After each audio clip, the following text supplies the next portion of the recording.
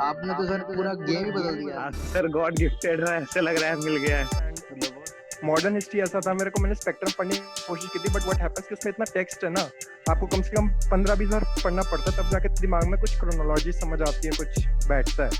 तो जब आपकी एक वीडियो देखी तो मेरे को बहुत अच्छा लगा। जो कि मतलब इतने कम प्राइस में तो मतलब कि बैंक एसएससी का भी कोचिंग अवेलेबल नहीं होता। I am from a commerce background, तो ये कॉस्ट वाला फैक्टर हमेशा से माइंड में रहता है। तो मतलब कि I am totally satisfied with it. मतलब कि अफोर्डेबल भी है और क्वालिटी बहुत हाई है। A good teacher is like a candle who burns itself in order to light up the others. So you are like a candle for thousands of us. Sir, your style of teaching is simply incredible. The quality is also incredible. जब मैंने coaching join की थी, शायद आपको बताया था मैंने, तो मैंने करते करते छोड़ दी थी, क्योंकि आपकी मैंने वीडियोस देखी वगैरह तो मुझे अच्छा लगा। आपने जो करा है, क्योंकि किसी ने भी स्पेस और उससे शुरू नहीं किया, सीधा सीधा उन्होंने जियोमॉर्फोलॉजी, हाँ जी ओशन में घुस जाओ, हाँ जी स्टोन में घुस जाओ। मैं कहा ये क्या कर रहे हैं, आपने तो सर पूरा गेम ही बदल दिया। और दूसरी बात, सबसे बड़ी बात, अच्छी बात आपकी ये है कि जैसे हम कोई पेपर वगैरह देखने जाते थे या कोचिंग सेंटर में जाते थे, वो कुछ पढ़ाते थे तो वो कहते थे कि आप पहले एनसीईआरटी पढ़ो वगैरह पढ़ो। आपका जो सीधा स्टेट फॉरवर्ड एटीट्यूड है ना सर, कि जी मेरी वीडियो देख लो आप, आपका काम बन गया। बस वो चीज़ मुझे इतनी पसंद है ना। और आप जो सबसे अच्छी बात आप बता देते ना कि ये तो सिर्फ ऐसे ही पढ़ लो, ये इसका कोई मतलब नहीं है, इसको सिर्फ एक बार को लो समझ लो, तो वो चीज़ सबसे अच्छी है। नहीं तो ऐसा कोई टीचर में दम नहीं है बोलने का कि इसको मत पढ़ के जाना, इसके कोई चांसेस नहीं है। सर वीडियोस बहुत अच्छे लग रहे हैं। लव यू सर, आप कंटिन्यू एकदम एनर्जी की तरह एकदम फोकसिंग मतलब बोलते हैं कॉम्प्रिहेंसिव मैनर में जिस हिसाब से पॉलिटी का पढ़ा रहे हैं, लग रहा है पॉलिटी के मास्टर मतलब बहुत अच्छे पकड़ हो जाएंगे।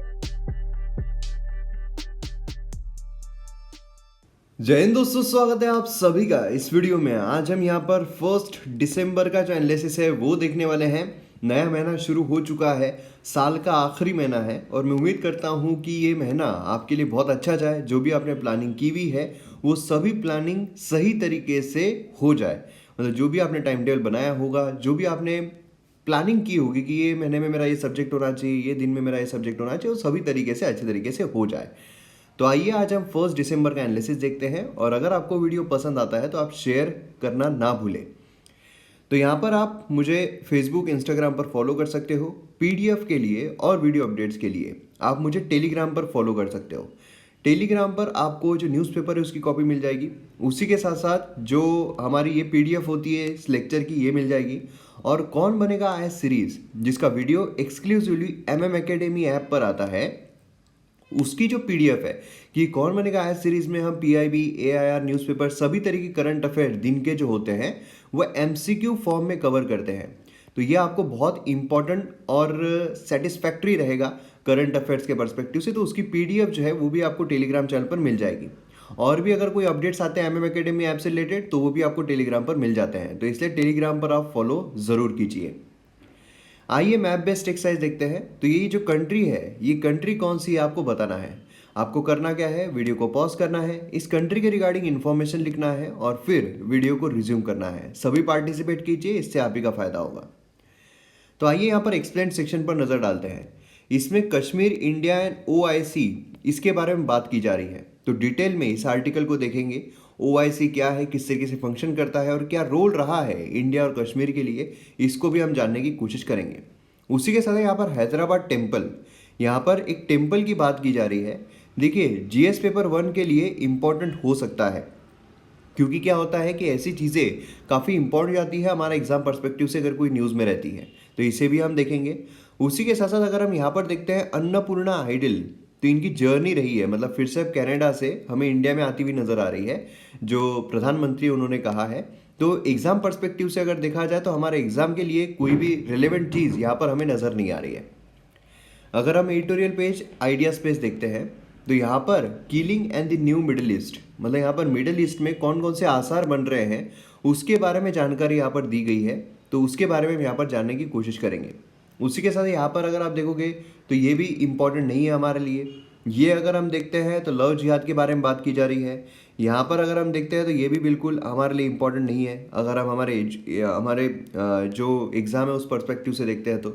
और यहाँ पर वही चीज़ चल रही है, किस तरीके से जो कोविड चैलेंज है वो सब कुछ फेस किया जा रहा है।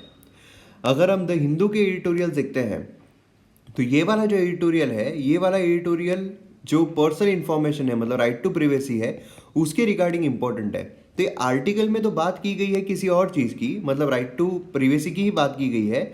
मतलब किसी इंसान का जो एड्रेस है वो अगर आप पब्लिकली डाल देते हो तो क्या राइट टू प्रिवेसी का हनन है, उसके बारे में बात की जा रही है। उसी के साथ साथ यहाँ पर राइट टू प्रिवेसी काफ़ी इंपॉर्टेंट जाता है, तो उसके बारे में डिटेल इन्फॉर्मेशन यहाँ पर देखने वाले हैं। बाकी अगर हम देखते हैं तो ये वाली जो चीज़ है 26/11 अटैक में, इसके बारे में बात की गई है। उसी के साथ विंटर वरीज जो है यहाँ पर बात की जा रही है कोविड से ही रिलेटेड। मतलब देखिए जो फालतू की इन्फॉर्मेशन है बहुत ज़्यादा होती है, और मैं आपसे गुजारिश करता हूँ आप सभी से, आपको लगेगा कि जितने ज़्यादा एडिटोरियल, जितने ज़्यादा आर्टिकल्स कवर किए जाए उतने ज़्यादा अच्छा रहेगा, लेकिन उतना ही मैं आपको फ्रैंकली बता रहा हूँ उतना ही आपका टाइम वेस्ट हो रहा है। तो अगर कहीं पर पूरे आर्टिकल्स कवर किए जा रहे हैं बिना ये देख कर कि हमारे एग्जाम पर्सपेक्टिव से इंपॉर्टेंट है या नहीं, मतलब आपका टाइम वेस्ट हो रहा है। टाइम वेस्ट आपका मत कीजिए। यहाँ पर अगर आप देखोगे तो ये भी कुछ हमारे एग्जाम पर्सपेक्टिव से इंपॉर्टेंट नहीं है। और यहाँ पर नेपाल टाइज जो है उसके बारे में बात की जा रही है, ठीक है, जो हमारे नेपाल के साथ टाइज है। ऑलरेडी हमने नेपाल के साथ हमारे रिलेशन किस तरीके के रहे हैं वो देखा हुआ है, और जो इंटरनेशनल रिलेशन का कोर्स आने वाला है MM Academy ऐप पर, उसमें सभी के साथ रिलेशन जो है वो कवर होने वाले हैं। तो आइए एक एक करके हम जानने की कोशिश करते हैं एडिटोरियल्स के बारे में, लेकिन उससे पहले MM Academy ऐप के बारे में जान लेते हैं। MM Academy ऐप अगर आपने अब तक डाउनलोड नहीं किया है तो जल्द से जल्द कीजिए। यहाँ पर आपको वेरियस कॉम्पिटिटिव एग्जाम्स के लिए मेरे द्वारा बहुत सारे कोर्स लाए गए हैं, लाए जा रहे हैं, जो आपको एग्जाम में काफ़ी हेल्प दिलाएंगे। जैसे कि मॉडर्न हिस्ट्री का कोर्स कंप्लीटली अवेलेबल है, इंडियन पॉलिटी का कोर्स कंप्लीटली अवेलेबल है, एंशिएंट हिस्ट्री का कोर्स 2 ही लेक्चर बचे हैं, अभी कंप्लीट हो जाएगा, ज्योग्राफी का कोर्स चल रहा है, एथिक्स का कोर्स कंप्लीट हो चुका है। तो इस तरीके से काफ़ी सारे कोर्सेज कंप्लीट हो गए हैं, काफ़ी सारे कोर्सेज चल रहे हैं, और भी बहुत सारे कोर्सेज आने वाले हैं। तो आप सभी कोर्सेज को एंजॉय कर सकते हो। 1 in all सब्सक्रिप्शन है। अगर आप एक बार सब्सक्रिप्शन लेते हो तो जितने भी लेक्चर्स हैं जो आए हुए हैं या जो आने वाले हैं, सभी लेक्चर्स को आप एक्सेस कर सकते हो। जितने टाइम के लिए आपको करना है उतने बार आप देख सकते हो। ऐसा नहीं कि 2 बार ही देख पाओगे या 3 ही बार देख पाओगे, जितने बार आपको देखना है उतनी बार आप देख सकते हो। और उसी के साथ साथ इतने कम प्राइजेस में आपको ये सब कुछ मिल रहा है कि जहाँ पर बाकी जगहों पर 1 महीने की फीस देना पड़ता है, उससे भी कम में आपको यहाँ पर 1 साल की फीस मिल रही है। तो इसीलिए जल्द से जल्द डाउनलोड कीजिए MM Academy ऐप और वीडियोस को एंजॉय कीजिए। आइए यहाँ पर पहले आर्टिकल पर आते हैं, कश्मीर, इंडिया एंड OIC। देखिए ये हमारे GS पेपर 2 के लिए काफ़ी ज़्यादा इंपॉर्टेंट आता है, और जो इस आर्टिकल में दिया गया है उससे भी बाहर निकलकर और डिटेल में हम OIC को समझने की कोशिश करेंगे। क्योंकि अभी क्या हुआ है, OIC ने कश्मीर मुद्दे के ऊपर कुछ ऐसी टिप्पणी कर दी है जिसकी वजह से इंडिया ने उस पर रिएक्ट किया है, काफ़ी स्ट्रांग रिएक्ट किया है। इंडिया ने कहा है फैक्चुअली इनकरेक्ट। इंडिया ने इस्लामिक नेशन ग्रुप जो है उसको यहाँ पर जम्मू एंड कश्मीर के रिमार्क के लिए स्लैम किया है। इंटरनल मसला है, क्यों बार बार दखलंदाजी कर रहे हो, है ना। तो ये हमें देखने को मिल रहा है। इसी वजह से क्या है कि OIC जो है काफ़ी ज़्यादा न्यूज़ में आ चुका है। तो इसीलिए मेंस बोलिए या फिर आप प्रीलिम्स बोलिए, क्वेश्चन इंपॉर्टेंट बन सकता है। अब OIC है क्या? Organisation of Islamic cooperation. ये second largest intergovernmental organisation है यूनाइटेड नेशंस के बाद। आप समझ रहे हो यहाँ पर कितना बड़ा है ये, second largest intergovernmental organisation है। ये कलेक्टिव वॉइस है मुस्लिम वर्ल्ड की। अब अगर आपको ऐसा क्वेश्चन आता है या स्टेटमेंट आता है कि इसमें सिर्फ और सिर्फ मुस्लिम मेजोरिटी नेशंस ही है, तो ये भी गलत रहेगा। काफ़ी ऐसे कंट्रीज़ है जहाँ पर मुस्लिम्स माइनॉरिटी में है, लेकिन वो भी इसके जो हिस्सा है वो हमें देखने को मिलते हैं, ठीक है। मतलब बेसिकली क्या है, जो इंटरेस्ट है मुस्लिम्स का वो यहाँ पर सेफगार्ड कर सके, वो हम यहाँ पर प्रमोट कर सके। पीस एंड हार्मोनी जो है various people of the world, ये हम प्रमोट कर सके।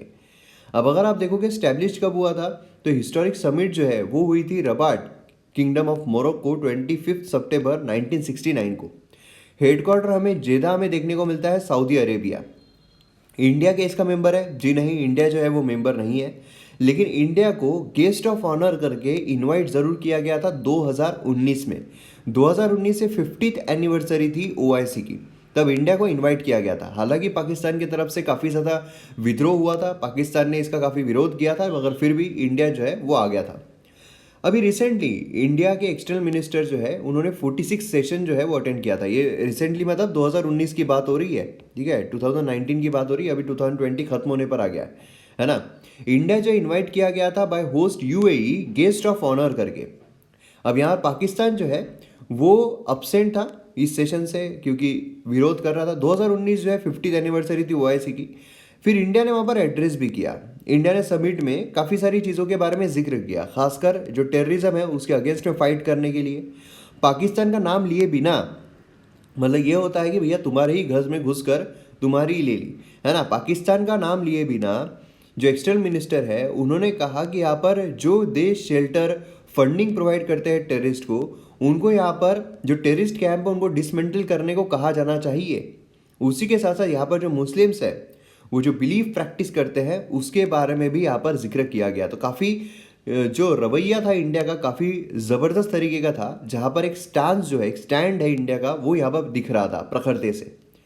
अब कश्मीर के ऊपर अगर हम ओवैसी का स्टैंड देखते हैं तो जनरली यहाँ पर पाकिस्तान जो बोलता है उसके लिए सपोर्टिव रहता है ओवैसी, उस बड़ा ऑब्वियस है ना क्यों है। तो इंडिया जो है, इंडिया के द्वारा एट्रोसिटीज़ कश्मीर में हो रही है, इसके लिए कई बार स्टेटमेंट जो है इसको क्रिटिसाइज करते हुए स्टेटमेंट पास किए गए हैं। अब इंडिया जो है कंसिस्टेंटली जम्मू एंड कश्मीर को अपना इंटीग्रल पार्ट जो है वो ही मानता है, इसीलिए क्या है मैटर जो है वो इंटरनल है, सुलझ जाएगा। तो इस तरीके से यहाँ पर इंडिया जो है बात करता है। अब देखिए यहाँ पर इंडिया के जो क्लोज नेबर्स है बांग्लादेश, मालदीव्स, ये भी हमें ओआईसी में देखने को मिलते हैं। अब ये दो कंट्रीज बिल्कुल नहीं चाहते कि हमारा रिलेशन जो है वो इंडिया के साथ ख़राब हो जाए, तो ये भी एक पर्सपेक्टिव यहाँ से निकल कर आता है। अब चैलेंजेस अगर हम देखते हैं ओआईसी के साथ, तो नाम जो था नॉन अलाइनमेंट मूवमेंट, उसी की तरह यहाँ पर जो अरब लीग थी उसी की तरह ओआईसी जो है ये हमेशा मल्टीपल पॉलिटिकल कॉन्ट्रडिक्शन जो है उससे स्ट्रगल करता रहता है। मतलब कि ये एक टूथलेस टाइगर की तरह ही हमें देखने को मिलता है। नॉन अलाइनमेंट मूवमेंट की तरह ओआईसी जो है ये एक टूथलेस टाइगर की तरह हमें देखने को मिलता है, जहाँ पर जो मेंबर स्टेट के जो भी प्रॉब्लम्स है उसको डील करने में काफ़ी असक्षम रहता है। Except for the Islamic identity there are few cohesive factors जो मेंबर कंट्रीज को एक दूसरे से बांध कर रखते हैं। अब यहाँ पर अगर आप देखोगे time energy to argue with Islamabad over the merits of the formulation on India, तो यहाँ पर आप देख सकते हो काफ़ी ज़्यादा मतलब अपने ही अंदर वो जो है वो टूट रहे हैं, अपने ही अंदर जो है वो काफ़ी जो खुराफाती चीज़ें हैं वो चलती आ रही है। तो ये हमें कुछ चैलेंजेस देखने को मिलते हैं। अब हम आगे क्या कर सकते हैं, इंडिया जो है उसका रवैया किस तरीके से रह सकता है, इंडिया आगे क्या कर सकता है। तो देखिए हमारे जो एंगेजमेंट है अरब कंट्रीज़ के साथ तो वो अच्छे ही चल रहे हैं, भले वो यूएई बोलिए, मतलब इंडिविजुअली अगर हम देखते हैं तो अरब कंट्रीज़ के साथ हमारे रिलेशन काफ़ी अच्छे चल रहे हैं, है ना। अब यहाँ पर इंडिया जो है उसे एम क्या करना चाहिए, म्यूचुअल बेनिफिशियल कोऑपरेशन जो है उसे एक्सपांड किया जाए, जो परसेप्शन होता है, डाइवर्जेंस होता है इंटरेस्ट का, उसको मिनिमाइज किया जाए, और जो एडवांटेज है इंडिया के लिए वो मैक्सिमाइज किया जाए। इंडिया जो है वो अगर आप देखोगे बहुत सारी जो अरब कंट्रीज़ है उनके लिए एक बहुत अच्छा एसेट है, और हमारे लिए वो कंट्रीज़ बहुत अच्छा एसेट है, क्योंकि हमारे यहाँ पर बहुत ज़्यादा जो फंडिंग है, जो इन्वेस्टमेंट है वो हमें देखने को मिलती है। इसलिए क्या है इंडिया जो है उसे प्रॉपर अपनी स्ट्रेटेजी जो है इस्लामिक वर्ल्ड की तरफ बैलेंस करनी चाहिए, जिससे कि हमारे डिप्लोमेटिक टाइज को हम और ज़्यादा बेटर जो है वो बना सके। तो ये पूरा आंसर जो है आप लिख सकते हो मेंस में अगर आपको क्वेश्चन पूछा जाता है तो। क्लियर है। आइए आगे हम यहाँ पर हैदराबाद टेम्पल जो है उसके बारे में बात करते हैं। ये भाग्य लक्ष्मी टेम्पल जो है उसके बारे में जिक्र किया जा रहा है। अब देखिए ये जो टेम्पल है इसमें बहुत सारे जो बीजेपी के लीडर्स हैं वो देखने को मिले हैं। इलेक्शंस के पहले काफ़ी ज़्यादा उनकी जो विजिट है वहाँ पर टेम्पल पर देखने को मिल रही है, इसलिए टेम्पल काफ़ी न्यूज़ में आ जाता है। इसके रिगार्डिंग हमें इन्फॉर्मेशन रहनी चाहिए, क्योंकि कई बार आपको जो स्टैटिक जीके होता है उसमें टेम्पल्स के बारे में, या फिर जो मैच द पेयर्स होते हैं उसमें टेम्पल्स के बारे में अक्सर पूछा जाता है। अब देखिए डिवोटीज जो है इस टेम्पल को एसोसिएट करते हैं कि वो गुड लक जो है, टेम्पल में अगर हम प्रे करते हैं तो फॉर्चून और गुड लक जो है वो लेकर आता है। अब हिंदू ऑर्गेनाइजेशन जो है वो नाम जो है वो भाग्यनगर से एसोसिएट करती है। मतलब ये जो हमें टेम्पल देखने को मिल रहा है ये प्रेजेंट है हैदराबाद में है, लेकिन यहाँ पर अगर आप देखोगे बीजेपी लीडर्स ये हैदराबाद को अर्लियर भाग्यनगर से जाना जाता था ऐसा कहते हैं, और फिर उसके बाद जो हैदराबाद है ये नाम चेंज कर दिया गया मोहम्मद कुली कुतुब शाह के द्वारा। तो ऐसा यहाँ पर हमें देखने को मिलता है। तो अब इसके रिगार्डिंग भी इन्फॉर्मेशन ज़रूरी है जो हम मेडिवल हिस्ट्री जो है उसमें कवर करेंगे। अब यहाँ पर भाग्य लक्ष्मी टेम्पल के बारे में अगर हम देखते हैं तो ये स्मॉल टेम्पल है जो गॉडेस लक्ष्मी को डेडिकेट किया गया है। चार मीनार जो उसके एडजेसेंट हमें देखने को मिलता है, बाम्बू पोल से बना हुआ हमें देखने को मिलता है, टीन रूफ है, और उसी के साथ साथ कोई भी डेफिनेटिव वर्जन जो है कि ये किस तरीके से आया है वो हमें देखने को नहीं मिलता है। ठीक है। और उसी के साथ साथ सोर्सेज जो आर्कियोलॉजिकल सर्वे ऑफ इंडिया के, उनका ये बोलना है टेम्पल जो है वो इंक्रोच हुआ है on the protective parameters of चार मीनार। ठीक है। तो ये चीज़ हमें यहाँ पर देखने को मिलती है। और उसी के साथ साथ when the state road transport bus hits the guard pillar damaging it, small structure जो है bamboo was built overnight, idol जो है गॉडेस का उनको प्लेस कर दिया गया था। ऐसी चीज़ें जो है यहाँ पर बोली जाती हैं। क्लियर है? तो ये मतलब बेसिकली आपको कहाँ पर है, मतलब क्या इसकी खासियत है, ये सारी चीज़ें आपको यहाँ पर पता रहना चाहिए। अब टेम्पल जो है वो कंट्रोवर्सी में भी कई बार रहा है, इसीलिए हमारा एग्जाम पर्सपेक्टिव से इम्पोर्ट होता है। देखिए नवंबर 1979 में जो आर्म्ड ग्रुप है उन्होंने ग्रैंड मॉस्क जो है मक्का में वो सीज कर दिया। और उसी के साथ यहाँ पर जो MIM called for bandh in the old city of Hyderabad. Diwali जो है वो अप्रोच हो रही थी, बहुत सारे हिंदू शॉपकीपर जो है वो रिक्वेस्ट कर रहे थे MIM को कि वो यहाँ पर शॉप जो है उनको ओपन रखने की इजाज़त दे दी जाए। लेकिन फिर यहाँ पर क्या हुआ, रिजल्टेड इन क्लैशेस एंड भाग्य लक्ष्मी टेम्पल को अटैक किया गया। फिर सितंबर 1983 अगर हम देखते हैं तो बैनर जो है वो पुट कर दिया गया on the temples on the Ganesh festival cause tension, और फिर रिपोर्ट किया गया ये सारी चीज़ें। फिर नवंबर 2012 में भी हमें क्लैश जो है वो देखने को मिला था। ठीक है, तो इस तरीके से कंट्रोवर्सी जो है कंटिन्यूसली स्टिक होती रहती है। नेक्स्ट यहाँ पर हमें आर्टिकल देखने को मिलता है killing and the new middle east. यहाँ पर देखिए ईरान जो है, ईरान का जो न्यूक्लियर साइंटिस्ट है उसकी यहाँ पर हत्या जो है वो कर दी गई। तो उसी के बाद से अब काफ़ी सारी चीज़ें जो है, काफ़ी सारी कंट्रोवर्सी जो यहाँ पर चल रही है। और ट्रेंड किस तरीके से चल रहा है मिडिल ईस्ट का, क्योंकि मिडिल ईस्ट काफ़ी ज़्यादा अनस्टेबल देखने को मिल रहा है। तो ये हमारे GS पेपर 2 के हिसाब से काफ़ी इंपॉर्टेंट है। मैप के जरिए सारी चीज़ों को समझने की कोशिश करते हैं और जानने की कोशिश करते हैं। तो चलिए चलते हैं बड़े मैप पर। तो ये हमारी खूबसूरत धरती, हम जूम करते हैं तो भारत जो है वो देखने को मिलता है। अब यहाँ पर मिडिल ईस्ट के लिए हमें इधर आना पड़ेगा, तो हम यहाँ पर आ गए हैं मिडिल ईस्ट में। पूरा मिडिल ईस्ट यहाँ पर आप देख सकते हो काफ़ी अच्छे तरीके से दिखाई दे रहा है। यहाँ पर आप सऊदी अरेबिया देख सकते हो, नीचे यमन देख सकते हो, यहाँ पर ओमान देख सकते हो, यहाँ UAE देख सकते हो, यहाँ कतार है, यहाँ बहरीन है, यहाँ कुवैत है। यहाँ पर अगर आप देखोगे तो ऊपर ईरान आपको नज़र आ रहा है, और उसी के साथ साथ यहाँ पर सीरिया एंड यहाँ पर इजराइल जो है वो हमें देखने को मिल रहा है, जो काफ़ी सुर्खियों में चल रहे हैं। अब देखिए यहाँ पर हुआ क्या है, ईरान जो है, ईरान के जो न्यूक्लियर साइंटिस्ट है उसकी हत्या कर दी गई, और ईरान ने कहा कि इसके पीछे इजराइल का हाथ है। अब यहाँ पर इजराइल आप यहाँ पर देख सकते हो। तो अब क्या हुआ है कि मिडिल ईस्ट में इतनी अनस्टेबिलिटी आ गई है, सऊदी अरेबिया ईरान की नहीं पड़ती है ना। अब ईरान जो है उसके आसपास की जो कंट्रीज़ है उससे नहीं पड़ रही है। तो अब यहाँ जो अलग अलग ट्रेंड्स हैं वो निकल कर आ रहे हैं। पहला है कि जो ईरान है उसका आइसोलेशन काफ़ी ग्रो हो रहा है। अगर आप देखोगे अलग अलग कंट्री से आइसोलेशन फेस करना पड़ रहा है। US प्रेसिडेंट जो है डोनाल्ड ट्रंप, उसके द्वारा सैंक्शंस भी लगाए गए। तो मतलब क्या है, मतलब यह है कि ईरान यहाँ पर कंप्लीटली आइसोलेट हो रहा है। अब ऐसे सिनारियों में ट्रेड करना ईरान के लिए काफ़ी मुश्किल हो गया है। तो अब ईरान जो है वो भी इस तरीके की चीज़ें जो है वो हरकतें जो है, क्योंकि ईरान में इंटरनली भी काफ़ी ज़्यादा प्रोटेस्ट जो है वो हमें देखने को मिल रहा है। तो हो सकता है कि वो भी दूसरी कंट्रीज जो अटैक करे और इंस्टेबिलिटी जो है वो ज़्यादा बढ़े। खासकर अगर हम यहाँ पर स्ट्रेट ऑफ हॉर्मोज देखते हैं तो यहाँ पर भी काफ़ी ज़्यादा कॉम्प्लिकेशंस जो है वो हो सकते हैं, काफ़ी ज़्यादा प्रॉब्लम्स जो है वो क्रिएट हो सकते हैं। उसी के साथ साथ अगर हम सेकेंड ट्रेंड देखते हैं तो सेकेंड ट्रेंड हमें देखने को मिलता है जो अरब कंट्रीज़ है। ठीक है, जो हमें अरब कंट्रीज़ दिखाई दे रही है। फ़र्ज़ कीजिए यहाँ पर जो हमें UAE देखने को मिलता है। ठीक है, UAE जो देखने को मिलता है, तो UAE जितने भी अरब कंट्रीज़ है उनका, क्योंकि अभी ये जो ईरान है इसने क्या बोला है, इसने बोला है कि इजराइल जो है इसने यहाँ पर सारी चीज़ें की है, इजराइल की वजह से सारी चीज़ें हो रही है। लेकिन इजराइल को UAE जो है वो यहाँ पर उसके साथ डिप्लोमेटिक रिलेशन बना रहा है ना। अब UAE जो है वो बिना सऊदी अरेबिया के हेल्प के डिप्लोमेटिक रिलेशन बना ही नहीं सकता है। तो इस तरीके से UAE जो है वो जब डिप्लोमेटिक रिलेशन बना रहा है तो बाकी कंट्रीज जो है, बाकी अरब कंट्रीज जो है वो भी वहाँ पर डिप्लोमेटिक रिलेशन इजराइल के साथ बना रही है। तो अब जब इजराइल के साथ बना रही है तो दूसरा कॉन्फ्लिक्ट यही खड़ा हो जाता है कि ईरान की जो इजराइल है उसके साथ बट नहीं रही है, बाकी जो अरब नेशंस है वो उसके साथ अच्छे रिलेशन जो है वो बनाते जा रहे हैं। और अगर पाकिस्तान भी बना लेता है उसके साथ रिलेशन इजराइल के साथ, तो और ज़्यादा कॉन्फ्लिक्ट और ज़्यादा प्रॉब्लम जो है वो फेस करना पड़ सकता है। और थर्ड जो ट्रेंड चल रहा है मिडिल ईस्ट में वो यही चल रहा है, सऊदी अरेबिया और टर्की जो है लीडरशिप के लिए, मुस्लिम वर्ल्ड की लीडरशिप के लिए उनके बीच में भी काफ़ी ज़्यादा टसल जो है वो चल रही है ना। मतलब यहाँ पर आप देखोगे तो इजराइल जो है, सऊदी अरेबिया जो है ये यहाँ पर हमें नज़र आ रहा है, और ऊपर अगर हम देखते हैं तो हमें टर्की जो है ये देखने को मिलता है। दोनों ही यहाँ पर अपनी जो लीडरशिप है इस्लामिक वर्ल्ड पर वो जमाना चाह रहे हैं। तो ये तीसरा एक ट्रेंड जो है वो देखने को मिल रहा है कि अब किस तरीके से ये चीज़ें हो सकती है ना। अब यहाँ पर अगर आप देखोगे टर्की जो है उनका और सऊदी अरेबिया का जो टसन चल रही है ऑलरेडी यहाँ पर इंडिया और पाकिस्तान को इम्पैक्ट कर रही है। तो इसीलिए अब ये भी काफ़ी इंपॉर्टेंट चीज़ हो जाती है कि क्या यहाँ पर रुख जो है वो लिया जाएगा सऊदी अरेबिया के द्वारा, उसी के साथ टर्की के द्वारा, क्योंकि ये भी काफ़ी अनस्टेबल जो रीजन है वो हमें देखने को मिलता है।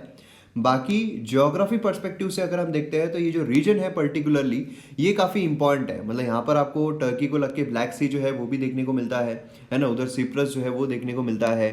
बाकी अगर आप देखोगे बाकी पूरी नेशंस कंट्रीज जो है उसमें आपको जो अलग अलग सिनारियोज है वो देखने को मिलते हैं। जैसे कि यहाँ पर आप कैस्पियन सी जो है ये देख सकते हो, है ना। तो इस तरीके से ये जो पूरे रीजन होते हैं काफ़ी ज़्यादा इंपॉर्टेंट हो जाते हैं। तो यहाँ पर अगर हम देखते हैं Strait of Hormuz, Persian Gulf, Gulf of Oman, Red Sea, यहाँ पर गल्फ ऑफ एडन, यहाँ पर बाबेल मंडप स्ट्रेट, है ना, जिबूटी के पास ये वाला रीजन जो है हॉर्न ऑफ अफ्रीका कहलाता है। उसी के साथ यहाँ पर अगर हम देखते हैं तो ब्लैक सी हमें देखने को मिलता है। यहाँ पर अगर हम देखते हैं तो मेडिटेरियन सी हमें देखने को मिलता है। जो बीच में स्ट्रेट्स होते हैं काफ़ी ज़्यादा इंपॉर्टेंट जाते हैं। क्लियर है। तो ये जो चीज़ें हैं ये काफ़ी इंपॉर्टेंट है हमारे एग्जाम पर्सपेक्टिव से। तो आइए यहाँ पर नेक्स्ट आर्टिकल पर आते हैं। द हिंदू के persons address public information. Recently case हुआ है, जो एक्टिविस्ट है साकेत गोखले, इनका जो फ़ोन नंबर है, एड्रेस है, ये पब्लिकली पब्लिश किया गया है।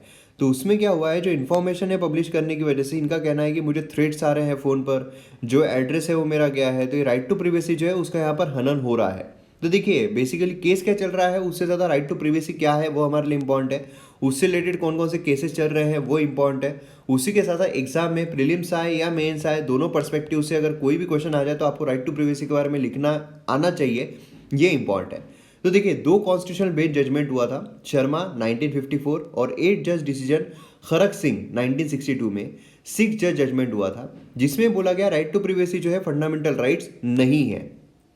ठीक है, जैसे कि बेसिक स्ट्रक्चर का भी हमें देखने को मिलता है, या फिर प्रीएम्बल जो है वो हमारा पार्ट है या नहीं उसका देखने को मिलता है ना, बेरुबारी, उसके बाद केशवानंदा, उसके बाद LIC। तो इस तरीके से ये भी हमें देखने को मिलता है। पहला जो है उसमें हमें देखने को मिला कि भैया right to privacy fundamental right नहीं है। Govind versus state of Madhya Pradesh जो है 1975, सुप्रीम कोर्ट ने कहा many of the fundamental rights of citizen can be describe at contributing to the right to privacy. Contribute कर रहे हैं ऐसा हमें देखने को मिला। फिर उसके बाद जो इंटरप्रिटेशन है फंडामेंटल राइट्स का वो काफ़ी चेंज हमें देखने को मिला। स्कोप जो आर्टिकल 21 कॉन्स्टिट्यूशन का वो ब्रॉडन हो गया, ठीक है, जो आने वाले जजमेंट से उसमें। फिर आता है मेनका गांधी केस 1978 में, राइट टू प्रिवेसी जो है वो यहाँ पर फंडामेंटल राइट है ऐसा हमें यहाँ पर देखने को मिला। फिर R Rajagopal versus state of Tamil Nadu 1994, supreme court ने कहा राइट टू प्रिवेसी जो है is implicit in the right to life and liberty, जो आर्टिकल 21 में गारंटी किया गया है। मतलब सिर्फ फंडामेंटल राइट्स नहीं है बल्कि आर्टिकल 21 में जो right to live with dignity है उसमें राइट टू प्रिवेसी जो है वो देखने को मिलता है। सिटीजन के पास राइट है कि वो अपनी प्रिवेसी जो है उसको सेफगार्ड करे, खुद की फैमिली की, marriage, motherhood, child bearing, education, सारी ही चीज़ें। अब राइट टू प्रिवेसी जो है इंटीग्रल पार्ट है ऑफ द यूनिवर्सल डिक्लेरेशन, क्योंकि अगर हम इंटरनेशनल कन्वेंशंस की बात करते हैं तो universal declaration human rights and international covenant on civil and political right जो है उसका भी ये राइट टू प्रिवेसी जो है वो इंटीग्रल पार्ट है। UN charter 1945, universal declaration human rights और international covenant on civil and political rights 1966, nature dignity of the man, ठीक है, नेचुरल डिग्निटी है इंसान की। इंडिया जो है वो सिग्नेटरी है सभी मेजर इंटरनेशनल कन्वेंशन के जो राइट टू प्रिवेसी को एडवोकेट करता है। UN charter 1945, universal declaration human rights, international covenant on civil and political rights, सभी का इंडिया जो है वो सिग्नेटरी है। इंपॉर्टेंट पॉइंट है मेंस पर्सपेक्टिव से भी। अब यहाँ पर राइट टू प्रिवेसी जो इतना इंपॉर्टेंट क्यों है, देखिए राइट टू डिग्निटी ये हर एक इंडिविजुअल को, ह्यूमन बीइंग को, अगर राइट टू प्रिवेसी या रेपुटेशन नहीं है तो इनकम्प्लीट बनाती है, उसका जो अधिकार है डिग्निटी का वो इनकम्प्लीट बनाती है। क्योंकि क्या है कि अगर मेरा कुछ प्रिवेसी ही नहीं रहेगी तो फिर मैं डिग्निटी के साथ जी पाऊंगा क्या, नहीं जी पाऊंगा। एबिलिटी जो है to make choices and decisions free society में, सोशल प्रेशर छोड़िए, है ना, right to vote, freedom of religion, ये सारी चीज़ें एक प्राइवेट स्पीयर में होती है। राइट टू प्रिवेसी नहीं रहेगी तो मैंने किसको वोट दिया है पता चल जाएगा, जिससे कॉम्प्लिकेशंस हो सकते हैं। Right to personal liberty on human is unsubstantial without adequate protection of right to privacy of modern technology. Modern technology जो है वो इस तरीके से चल रही है कि वहाँ पर जो हमारा डेटा है वो इजीली लीक हो सकता है। तो उसमें अगर राइट टू प्रिवेसी नहीं मिलती है तो फिर राइट टू पर्सनल लिबर्टी जो है ये कुछ मायने ही नहीं रखती है। हमारी खुद की पर्सनल कुछ आज़ादी ही नहीं है। अगर हमारा डेटा कलेक्ट करके अगर वो शेयर कर दिया गया तो फिर कोई मतलब ही नहीं है। इससे यहाँ पर कोई रिकमेंडेशन जो है एक्सपर्ट ग्रुप के द्वारा दिए गए थे, ठीक है। इसमें लेजिस्लेशन ऑन प्राइवेसी ये इंश्योर करना चाहिए सेफगार्ड टेक्नोलॉजिकल न्यूट्रल, मतलब इंफॉर्मेशन जो है वो यहाँ पर जो डिजिटल या फिजिकल फॉर्म में लीक नहीं होना चाहिए, ठीक है। सभी टाइप की प्रिवेसी जो है, बॉडीली प्रिवेसी, डीएनए या physical privacy, privacy against surveillance, data protection, ये सभी यहाँ पर होना चाहिए। सेफगार्ड जो है गवर्नमेंट और प्राइवेट सेक्टर एंटिटीज दोनों के लिए लागू होना चाहिए। ऑफिस होना चाहिए प्रिवेसी कमिश्नर का सेंट्रल और रीजनल लेवल पर, ये इंपॉर्टेंट है। देखिए क्या क्या होना चाहिए इसके लिए, काफ़ी इंपॉर्टेंट है। सेल्फ रेगुलेटिंग ऑर्गेनाइजेशन जो है वो भी वहाँ पर रहना चाहिए जो प्रोटेक्ट करे इंडिविजुअल के राइट टू प्रिवेसी को। अब आगे और क्या किया जा सकता है, देखिए लेजिस्लेशन पर्सपेक्टिव से देखें तो यहाँ पर यूनियन गवर्नमेंट जो उन्होंने प्रिवेसी के लिए लेजिस्लेशन लाना चाहिए जहाँ पर वो प्रॉमिस करे कि हमारा जो राइट टू जो प्रिवेसी है ये यहाँ पर सेफगार्डेड रहेगी। गवर्नमेंट ने प्रिवेसी रिस्क जिसमें प्रोसीजर्स सिस्टम्स जो इन में प्रोटेक्ट करना है, डेटा कलेक्शन, इस सबको यहाँ पर प्रॉपर तरीके से लीगलाइज करना चाहिए। प्रॉपर तरीके से सारी चीज़ें जो रिस्क फैक्टर है उसको यहाँ पर सही तरीके से रखना चाहिए। इंस्टीट्यूशनल मैकेनिज्म जो है प्रिवेसी कमिश्नर बोलिए वो यहाँ पर बनाना चाहिए जिससे कि जो भी यहाँ पर डेटा होता है उसको प्रोटेक्टेड रखा जा सके। नेशनल साइबर सेल जो है उनको यहाँ पर वेल कैपेबल बनाना चाहिए जिससे कि साइबर अटैक जो होते हैं वो यहाँ पर जल्द से जल्द डील करे उसके साथ। तो ये कुछ चीज़ें हमें देखने को मिलती है जो हमारे मेंस पर्सपेक्टिव से काफ़ी इंपॉर्टेंट होता है। तो काफ़ी हेल्दी इन्फॉर्मेशन यहाँ पर आपको मिली होगी। तो यहाँ पर हमारा वीडियो जो है वो खत्म होता है। मैं उम्मीद करता हूँ कि आपको वीडियो पसंद आया होगा। पसंद आया तो शेयर ज़रूर कीजिए और अगर आपने अब तक MM Academy ऐप डाउनलोड नहीं किया है तो जल्द से जल्द कीजिए। मिलते हैं अगले वीडियो में। जय हिंद।